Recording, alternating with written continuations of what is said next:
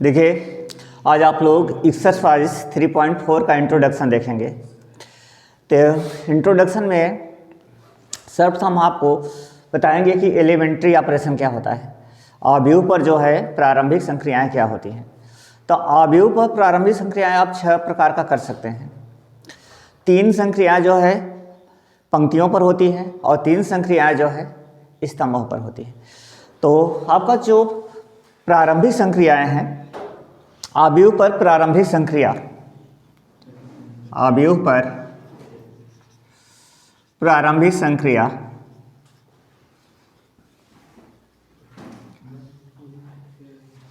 तो आव्यूह पर प्रारंभिक संक्रिया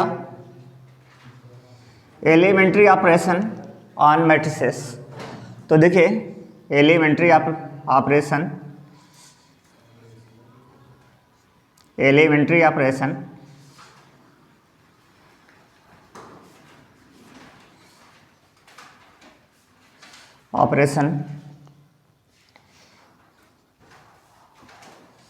ऑन मैट्रिसेस।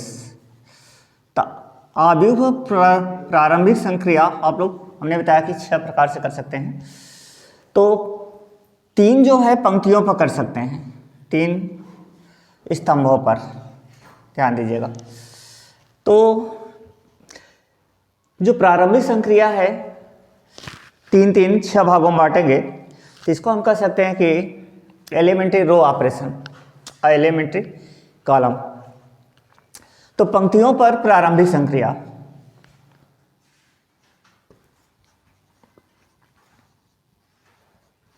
पंक्तियों पर प्रारंभिक संक्रिया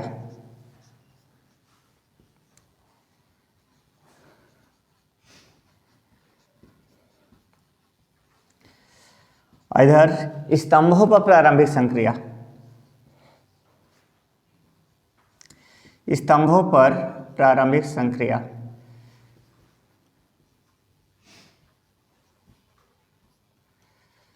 अब प्रारंभिक संक्रिया का उपयोग कहाँ पे होता है?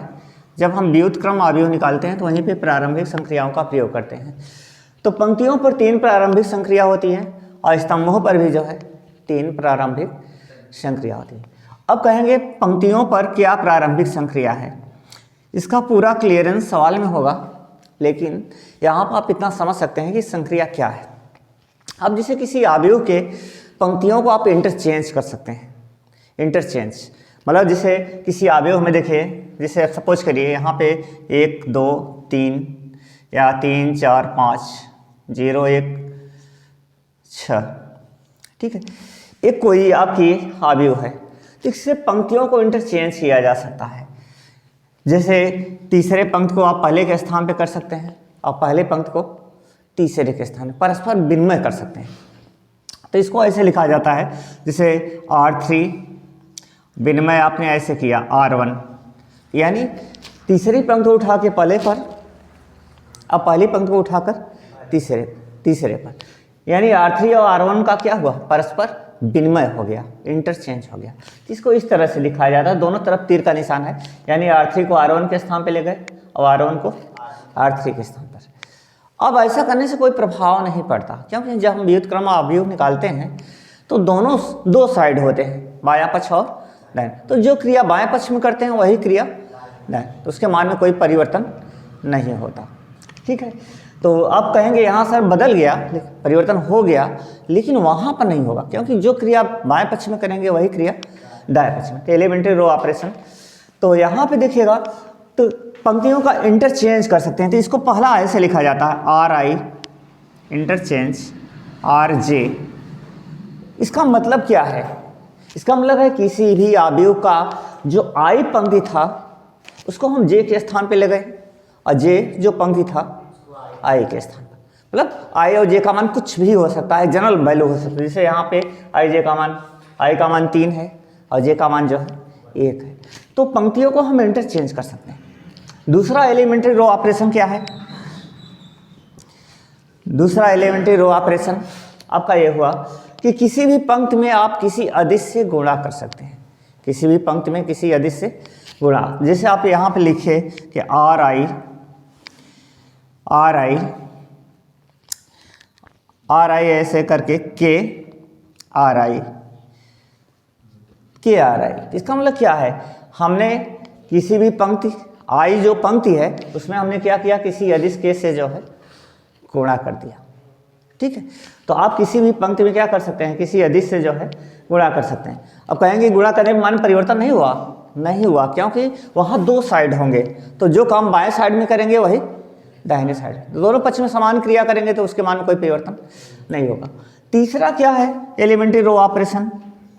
ध्यान दीजिए, एलिमेंट्री रो ऑपरेशन क्या है तीसरा, तो तीसरा ये है कि किसी भी पंक्ति में या किसी भी पंक्ति में आप किसी अदिश का गुणा करके उसको दूसरे पंक्ति में जोड़ा या घटाया जा सकता है। जैसे हमने ऐसे लिखा कि आर आई में हमने क्रिया क्या किया, जैसे कि क्रिया किया आर आई माइनस या प्लस के जे, माइनस भी कर सकते हैं और प्लस भी। तो इसका मतलब क्या है, के आर जे, इसका मतलब क्या है कि जो जे वाली पंक्ति थी, पंक्ति संख्या जे, उसमें हमने क्या किया, अदिश के से गुणा करके उसको आई वाले पंक्ति में जो है जोड़ दिया। तो किस पंक्ति में हमने ये ऑपरेशन किया, आई वाले पंक्ति में। तो यानी किसी भी पंक्ति में या किसी पंक्ति में किसी अदिश का गुणा करके उसको दूसरे पंक्ति के साथ जोड़ा और घटाया जा सकता, जोड़ा भी जा सकता है और घटाया भी। तो ये तीन एलिमेंट्री रो ऑपरेशन, रो माने ये सारी क्रियाएं जो है किसमें हमने किया, पंक्तियों में किया। किसमें किया, पंक्तियों। तो एलिमेंट्री रो ऑपरेशन, रो माने क्या होता है जानते हैं आप लोग, पंक्ति, एलिमेंट्री रो ऑपरेशन। अब एलिमेंट्री कॉलम ऑपरेशन, ठीक है, स्तंभों में भी यही क्रिया करेंगे, स्तंभ में भी यही क्रिया करेंगे। जैसे कोई भी स्तंभ है, स्तंभ को कॉलम कहते हैं ना, और कॉलम को किससे डिनोट करते हैं, सी से। तो किसी भी स्तंभ में जैसे हमने लिखा सी आई, यहाँ पे आपका पहला ऑपरेशन ये होगा, जैसे आपने पंक्तियों को इंटरचेंज किया वैसे आप स्तंभों को भी जो है इंटरचेंज कर सकते हैं। यानी आई स्तंभ को किस में बदल देंगे, जे स्तंभ, जे स्तंभ में जे के स्थान पर रख सकते हैं, और जे स्तंभ को जो है किसके स्थान पर, आई के स्थान पर। समझ रहे हैं ना। तो आप जिस तरह से आप पंक्तियों को इंटरचेंज कर सकते हैं, ठीक उसी प्रकार से आप स्तंभों को भी एक दूसरे के स्थान पर जो है इंटरचेंज, जैसे आई स्तंभ को जे के स्थान पे ले गए और जे स्तंभ को आई के स्थान। और ठीक यही क्रिया इसमें भी हो सकती है, ठीक है, ठीक यही क्रिया आपका इसमें भी हो सकती है कि जो है किसी भी स्तंभ में आप किसी अदिश से जो है गुणा सकते हैं। ठीक है, तो जैसे आपका सी आई, आई स्तंभ है तो इसमें आप क्या कर सकते हैं, किसी अदिश से जो है के इंटू सी आई। ठीक, तीसरा क्या है, किसी भी स्तंभ में किसी अदिश का गुणा करके उसको दूसरे स्तंभ के साथ जोड़ा और घटा सकते हैं। जैसे इसमें किया तो आपका जो है किसी भी, जैसे आई स्तंभ है तो आई को ऐसे लिखा, ठीक, तो उसके बाद जैसे जे स्तंभ था उसके साथ किसी अदिश का गुणा किया, सी जे अदिश का गुणा करके उसको दूसरे स्तंभ के साथ जोड़ अथवा घटाया। अच्छा, ये गुणा ऐसा नहीं है कि इसी में करेंगे, आप कुछ इसका इसमें भी कर सकते हैं और कुछ गुणा जो है इसमें भी कर सकते हैं। अगर यहाँ किसी संख्या का हमने गुणा नहीं किया है तो समझिए कि किसका गुणा है, एक का। ठीक है, तो इस प्रकार एलिमेंट्री रो ऑपरेशन भी तीन ना, और एलिमेंट्री कॉलम ऑपरेशन भी जो है तीन, और पूरा तीन तीन कितना हुआ, अच्छा, यानी कुल अवयवों पर प्रारंभिक संक्रिया कितने प्रकार की है, 6 प्रकार। देखिए अभी आप लोग व्युत्क्रम अवयव के डिफिनेशन नहीं जानते हैं, अभी उसको हम बताएंगे। इन संक्रियाओं का उपयोग व्युत्क्रम अवयव को ज्ञात करने में होता है, लेकिन आप किसी भी संक्रिया का जब प्रयोग करेंगे, चाहे रो वाला करेंगे या कॉलम वाला, तो सवाल में एक ही संक्रिया प्रयोग करेंगे, दोनों एक साथ प्रयोग जो है नहीं होगा। या तो कॉलम वाला लगाएंगे तो पूरा कॉलम वाला ही प्रयोग करेंगे, और रो वाला लगाएंगे तो पूरा रो वाला ही प्रयोग करेंगे। तो ये अवयव पर 6 संक्रियाएँ हैं। इनका प्रयोग कहाँ पे होगा, जब किसी अवयव का हम व्युत्क्रम इनवर्स मैट्रिक्स निकालते हैं तो वहाँ पे इन संक्रियाओं का जो है प्रयोग करते हैं। चलिए ठीक है, अब इसके बाद हम आपको बताएंगे कि व्युत्क्रम अवयव क्या होता है, या कोई अवयव व्युत्क्रमणी कब होता है।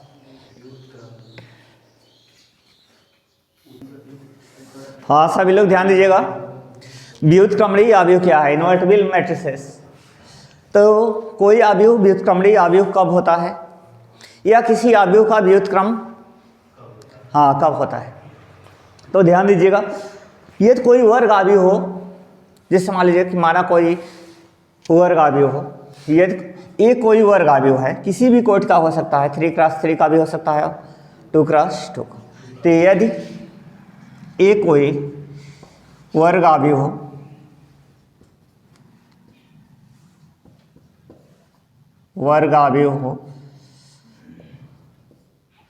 और किसी दूसरा और कोई दूसरा अवयव या किसी कोई ऐसा अवयव बी हो या किसी ऐसे अवयव बी का अस्तित्व हो और किसी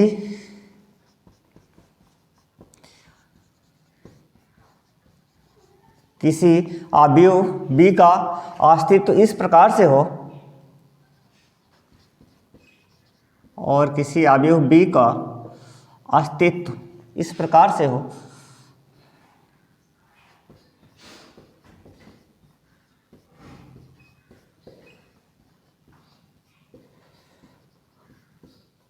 और किसी अवयव बी का अस्तित्व इस प्रकार से हो कि, ध्यान दीजिए क्या क्या होना चाहिए, यदि हमारे साथ समझ एक कोई वर्ग अवयव है ए, वर्ग अवयव क्या होता है जिसमें पंक्तियों की संख्या स्तंभों की संख्या के बराबर। तो यदि कोई वर्ग अवयव हो और दूसरा कोई ऐसा अवयव आप अस्तित्व हो, मतलब कोई ऐसा अवयव आपको प्राप्त हो या ऐसा एग्जिट करता हो कोई ऐसा अवयव बी कि ए का बी के साथ गुणा करें, ए का बी के साथ गुणा, अवयव ए का अवयव बी के साथ, या इसका उल्टा करें, अवयव बी का अवयव ए के साथ गुणा करें, तो इसका मान तस्मक अवयव आई के बराबर हो। यानी यहाँ पर क्या है, ए बी और बी ए का मान आपस में जो है बराबर, जबकि हमने बताया था कि ये जो है अवयवों का गुणनफल क्रम विनिमय नियम का पालन नहीं करता, लेकिन कर सकता है कब, हाँ जब जो है वर्ग अवयव हो तो कर सकता है।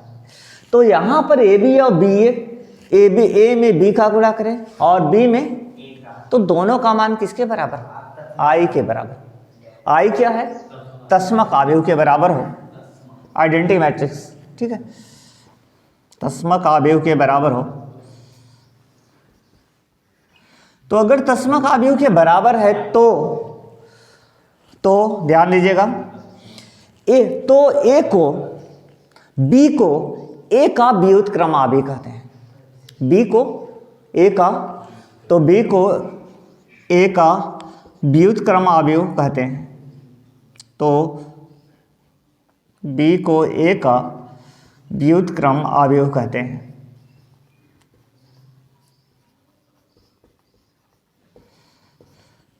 और कहते हैं और अवयव ये व्युत्क्रमणी कहलाता है, और अवयव ये व्युत्क्रमणी कहलाता है। समझिएगा, अभी पूरा हम क्लियर कर रहे हैं।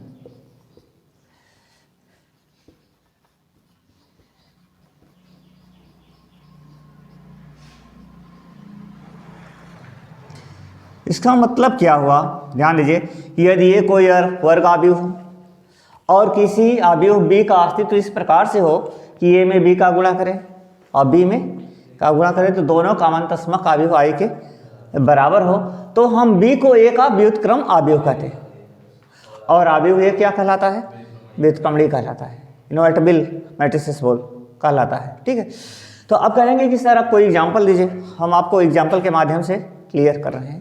जैसे आप देखिए एग्जाम्पल हमने लिया, माना ए बराबर, छोटा सा एग्जाम्पल ले रहे हैं, माना ए बराबर ले रहे हैं 2 1 3 2, 2 1 3 2, ये कोई वर्ग अवयव है ना, वर्ग अवयव है कि नहीं, वर्ग अवयव है, तो कितने क्रॉस का है, 2 क्रॉस 2,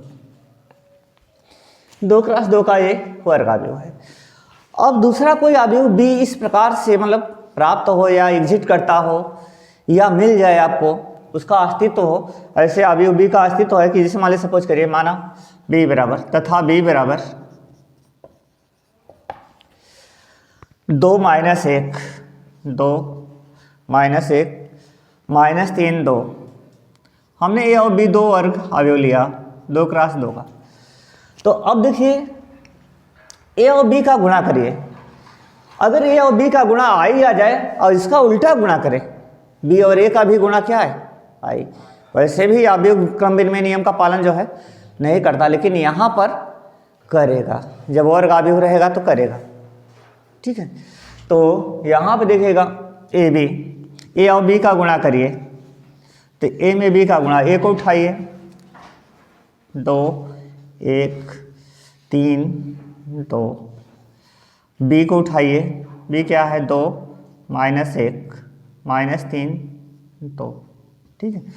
तो ए बी क्या होगा, गुणा देखिए गुणा कैसे किया जाता है आपको मालूम है ना। गुणा कैसे किया जाता है, पहली पंक्ति उठाएंगे, किस में करेंगे, पहले स्तंभ में। तो 2 दूना 4 और 3 1 -3, पहली पंक्ति उठाइए दूसरे स्तंभ में, तो दूसरे स्तंभ में करेंगे 2 3 6 -6, फिर 3 दूना 6 +6। अब क्या उठाइए, दूसरी पंक्ति उठाइए, किसको उठाइए, दूसरी पंक्ति, पहले स्तंभ में करिए तो 1 दूना 2 और 2 1 -2, ठीक है। अब दूसरी पंक्ति का गुणा किस में करेंगे, दूसरे स्तंभ में, 1 तिक्के 3 -3, और यहाँ क्या हो जाएगा +2 दूना 4, ठीक।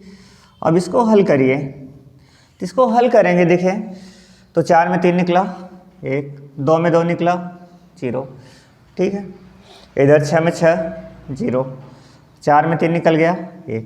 ये क्या है, 2 क्रॉस 2 का तस्मक आव्यूह। तस्मक आव्यूह क्या होता है, जिसके विकर्ण में 1 1 हो और शेष सभी तत्व जो है 0 हो। तो ए बी का मान किसके बराबर हुआ, आई के बराबर, ए बी का मान आई के बराबर। अब इसका उल्टा बी ए निकालिए, तो बी ए, तो जब बी ए निकालेंगे तो देखिए बी में ए का गुणा करिए, पहले बी को लिखिए, तो -1 -3 2,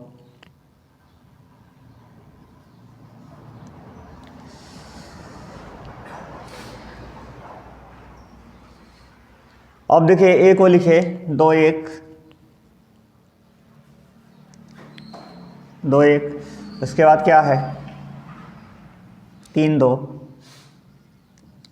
अब इसका गुणा कर रहे हैं, यहीं पे देख लीजिए गुणा इसका,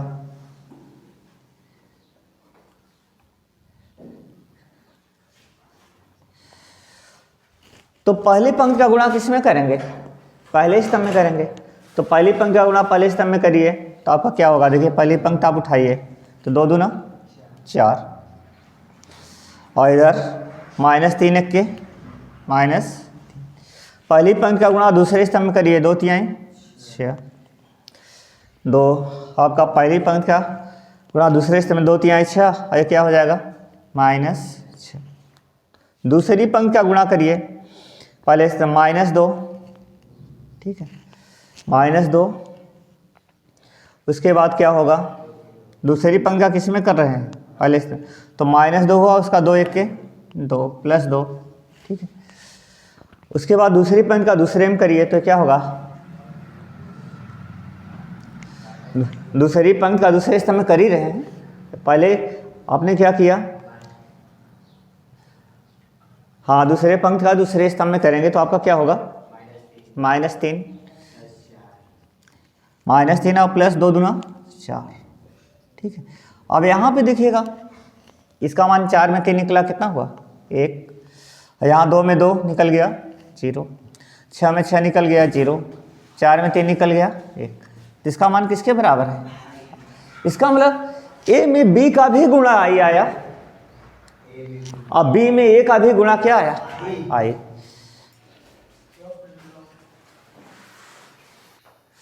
हाँ यहाँ देखिए आप लोग देख रहे हैं कि ये हमने एक वर्ग आव्यूह ए लिया था, ठीक है, उसके बाद एक दूसरा आव्यूह बी लिया, ऐसा वो भी वर्ग आव्यूह है, और देख रहे हैं कि ए में बी का गुणनफल किसके बराबर है, तस्मक आव्यूह के बराबर, आई के बराबर।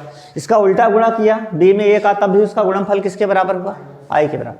अब हम क्या कहेंगे, अब हम बी को क्या कहेंगे, ए का व्युत्क्रम आव्यूह कहेंगे, बी को ए का व्युत्क्रम।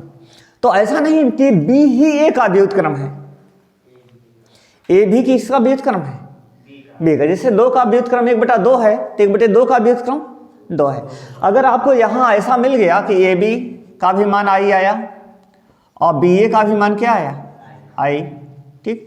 अतः इसका मतलब क्या है, अतः ए बी बराबर क्या हुआ, ए बी बराबर बी ए बराबर क्या हुआ, आई। तो ऐसी स्थिति में बी को ए का व्युत्क्रम कहा जाएगा। बी क्या है, ए का व्युत्क्रम है, यानी ए का व्युत्क्रम अवयव, ध्यान दीजिए, अतः ए का व्युत्क्रम अवयव, ए का व्युत्क्रम अवयव।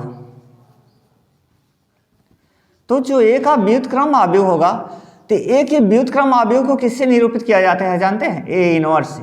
किससे निरूपित करते हैं, तो ए का व्युत्क्रम अवयव ए इनवर्स, और ए इनवर्स का मान किसके बराबर है, बी के बराबर, यानी ए का व्युत्क्रम है क्या, बी है। डेफिनेशन यही बताई ना कि हाँ, यदि कोई वर्ग अवयव ए हो तो दूसरा अवयव कोई बी इस प्रकार से एग्जिट करता हो कि ए बी और बी ए का मान आई के बराबर है, तो ए का व्युत्क्रम अवयव ए इनवर्स से लिखा जाता है और उसका मान यहाँ कितने के बराबर है। और जब ए का व्युत्क्रम बी है तो बी का व्युत्क्रम ए है, तथा बी का व्युत्क्रम अवयव, तो बी के व्युत्क्रम अवयव जो होगा उसको किससे निरूपित करेंगे, बी के व्युत्क्रम अवयव को बी इनवर्स से लिखेंगे, किससे, और यहाँ बी इनवर्स का मान किसके बराबर है, ए के बराबर। ए का व्युत्क्रम ए इनवर्स से और बी का व्युत्क्रम बी इनवर्स से, तो ए का व्युत्क्रम बी है और बी का व्युत्क्रम जो है ए है, दोनों एक दूसरे के व्युत्क्रम कहलाएंगे। और यहाँ पर ए जो है कैसा अवयव कहलाएगा, व्युत्क्रमणीय। ये कैसा अवयव कहलाएगा, व्युत्क्रम। तो आपको समझ में आया। देखिए महत्वपूर्ण परिणाम में पहली बात हम आपको ये बताने जा रहे हैं कि किसी आयताकार अवयव का व्युत्क्रम प्राप्त नहीं कर सकते, क्योंकि वहाँ ए बी और बी ए आपस में बराबर नहीं होते। तो इसको नंबर 1 में हम 60 में नोट कर रहे हैं। किसी आयताकार का मतलब समझ रहे हैं, जिसमें पंक्तियों और स्तंभों की संख्या आपस में बराबर है। तो किसी आयताकार अवयव का व्युत्क्रम अवयव प्राप्त नहीं किया जा सकता, व्युत्क्रम अवयव प्राप्त नहीं किया जा सकता।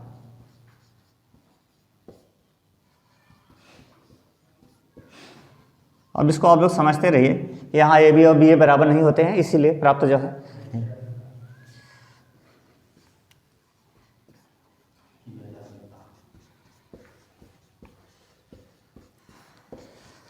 दूसरा परिणाम आपको ये बता रहे हैं, किसी भी अवयव का व्युत्क्रम अवयव अद्वितीय होता है। अद्वितीय का मतलब यूनिक, यूनिक का मतलब एक ही होगा, एक से ज़्यादा जो है। अगर एक से ज़्यादा आप मानते हैं तो दोनों आपस में बराबर होंगे, लेकिन अलग अलग जो है नहीं होंगे। तो नंबर 2 में किसी अवयव का व्युत्क्रम अवयव, किसी वर्ग अवयव का लिख लीजिए, किसी वर्ग अवयव का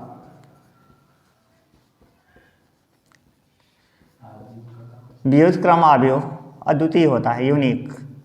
मतलब एक से ज़्यादा व्युत्क्रम नहीं प्राप्त कर सकते हैं, एक से ज़्यादा भी मिलेगा तो दो सब आपस में जो है बराबर होंगे, मतलब अलग अलग जो है। किसी वर्ग अवयव का व्युत्क्रम अवयव अद्वितीय होता है।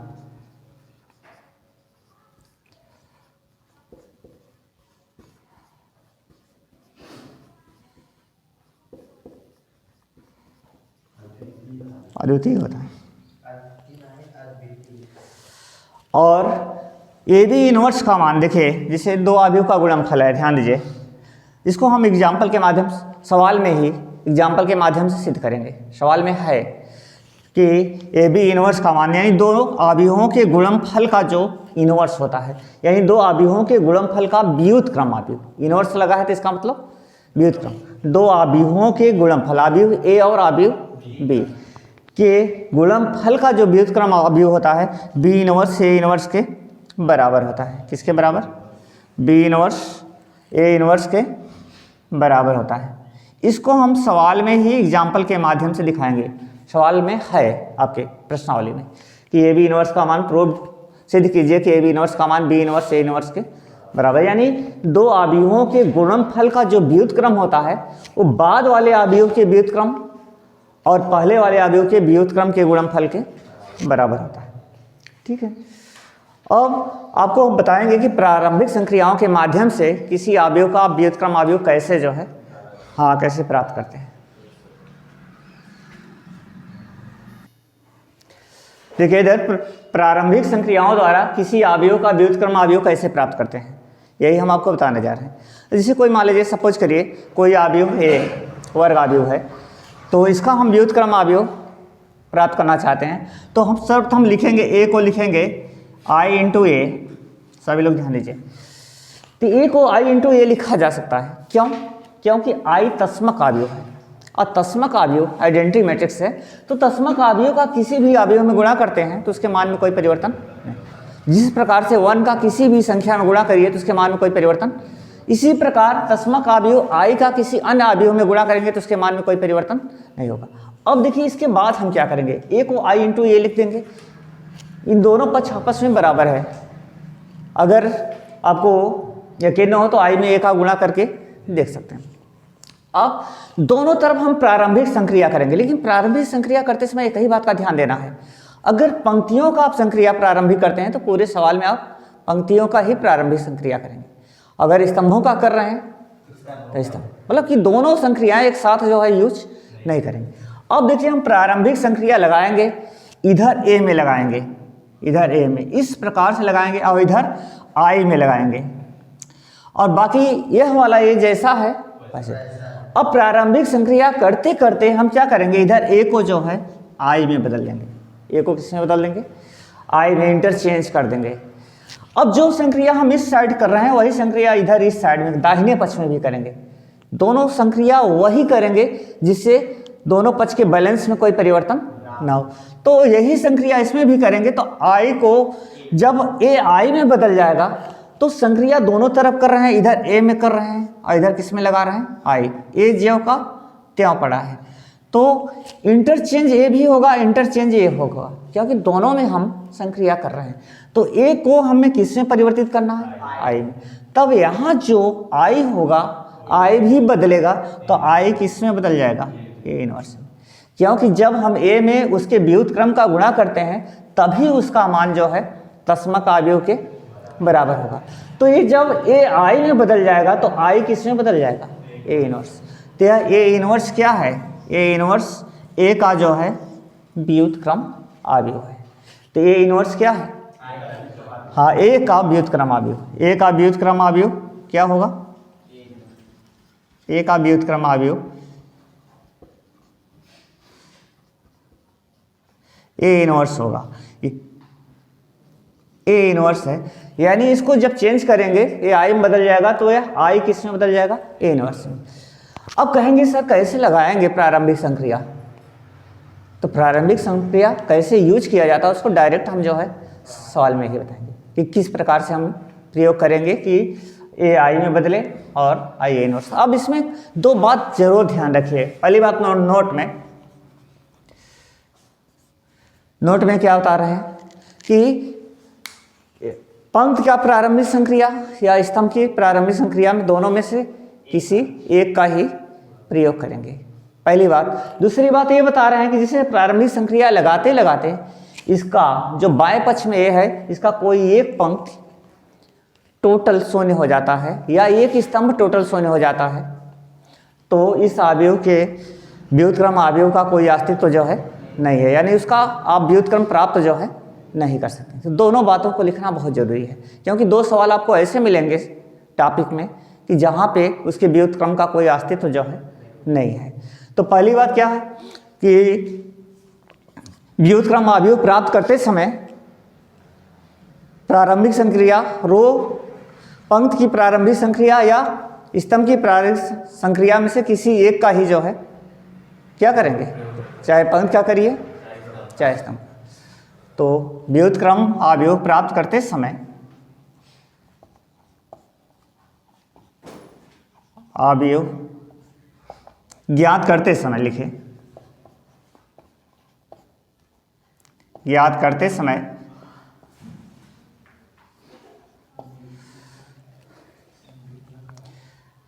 पंक्ति की प्रारंभिक संक्रिया, पंक्ति की प्रारंभिक संक्रिया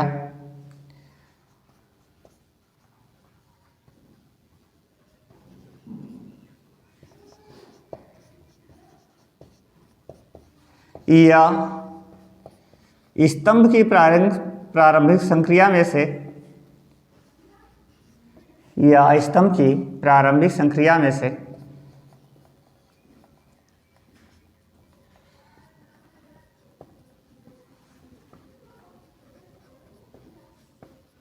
किसी एक का ही प्रयोग करेंगे, किसी एक का ही प्रयोग करेंगे।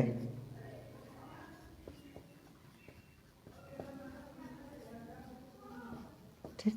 दूसरी बात क्या, दूसरी बात यह है कि प्रारंभिक संक्रिया का प्रयोग करते समय यदि बाएं पक्ष के ए में किसी एक पंक्ति या स्तंभ के समस्त अवयव जो शून्य हो जाते हैं तो उसके व्युत्क्रम का कोई अस्तित्व नहीं होता।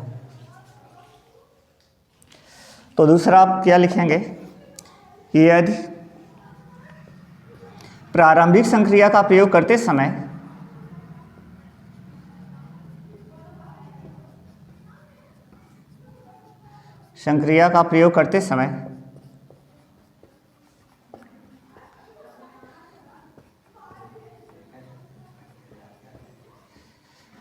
किसी एक पंक्ति या स्तंभ के, किसी एक पंक्ति या स्तंभ के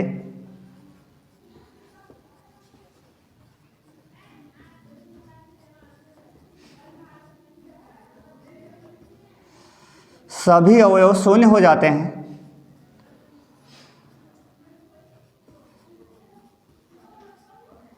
सभी अवयव शून्य हो जाते हैं,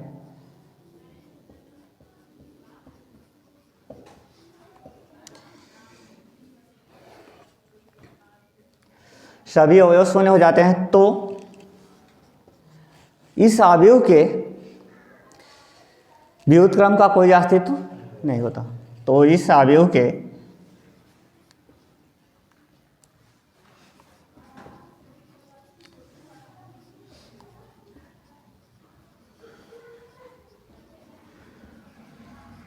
व्युत्क्रम का कोई अस्तित्व नहीं होता।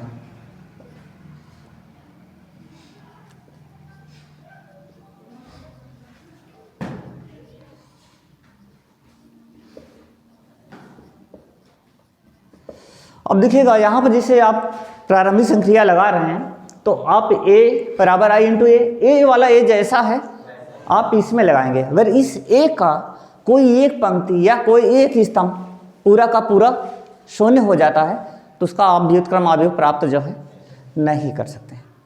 समझ आ रहा है? अब इसमें जो कुछ अभी कंफ्यूजन बाकी है, जब आप न्यूमेरिकल का पार्ट देखेंगे जिससे इसमें आपको कंफ्यूजन होगा किस प्रकार से हम संक्रिया का प्रयोग करते हैं, तो सवाल में एकदम क्लियर हो जाएगा। अब इसके बाद हम नेक्स्ट कल इस पर जो है सवाल देखेंगे।